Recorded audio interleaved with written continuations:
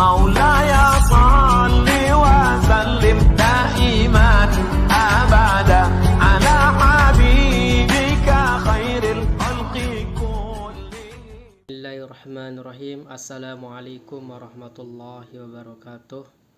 Alhamdulillahirabbil alamin. Puji syukur atas kehadiran Allah Subhanahu wa taala yang telah memberikan kita kenikmatan zahir dan batin. Amin Allahumma amin.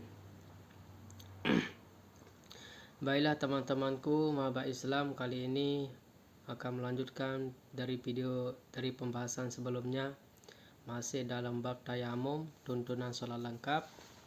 Kita akan melanjutkan ke bab yang kedua, yakni syarat-syarat bertayamum.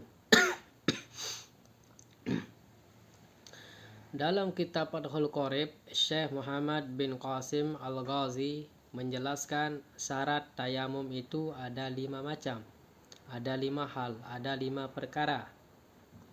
Yang pertama, syaratnya adalah adanya alasan atau unsur, misalnya bepergian atau sakit. Nah, ini juga syarat dibolehkan bertayamum. Yang kedua syaratnya yakni masuknya waktu sholat. Jadi teman-temanku sekalian, tidak boleh bertayamum untuk sholat sebelum masuknya waktunya. Nah, jadi mesti masuk waktu dulu baru bertayamum. Yang ketiga syaratnya mencari air setelah waktu sholat tiba, baik dilakukan sendiri atau orang lain. Carilah air dari sesama rombongan. Jika sendirian, maka pandangan sekitarnya dari tempat mata angin. Jika di tanah yang rata, jika di tanah yang tinggi atau tanah naik turun, maka pandangan harus jeli. Nah, yang keempat syarat-syarat bertayamum yakni tidak bisa menggunakan air. Misalnya kalau menggunakan air, khawatir jika terancam atau khawatir hilangnya manfaat sesuatu anggota badan, yakni penyakit. Jadi teman-temanku yang ada uzur, jika menggunakan air maka penyakitnya itu akan lebih parah, maka diharuskan untuk bertayamum. Nah, di sini termasuk alasan keempat ini adalah ada air pada jarak dekat.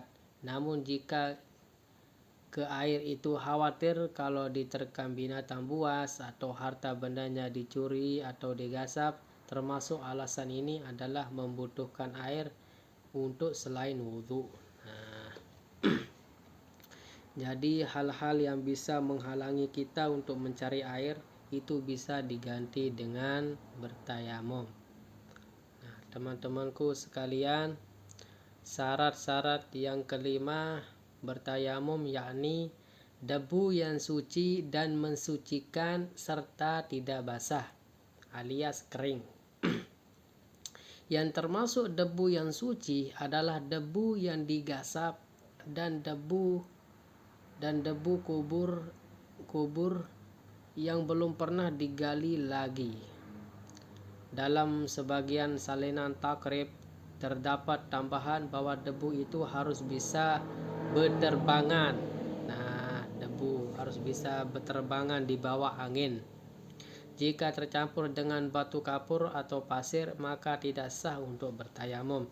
Jadi debu ini itu tidak bisa bercampur. Kalau bercampur berarti tidak sah tayamumnya. Hal ini sesuai dengan pendapat Syekh Nawawi dalam Majmu' Syarah Muhadzab dan Tafsih. Akan tetapi dalam Raudhah dan Fatawi, Nawawi memperbolehkan hal tersebut, yaitu tayamum dengan debu yang bercampur dengan batu kapur atau pasir.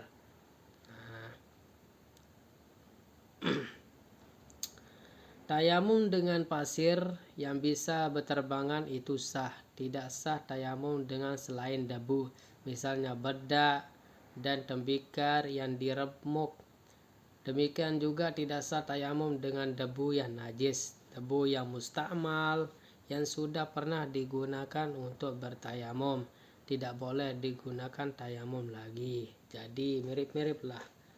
Tayamum ada musta'mal yang tidak boleh, yang sudah dipakai, yang najis juga tidak boleh, yang bercampur juga tidak boleh. Mudah-mudahan kita bisa paham. Baiklah teman-temanku, mahaba Islam, cuma sekedar ini saja pembahasan kita, kajian pada pertemuan kali ini.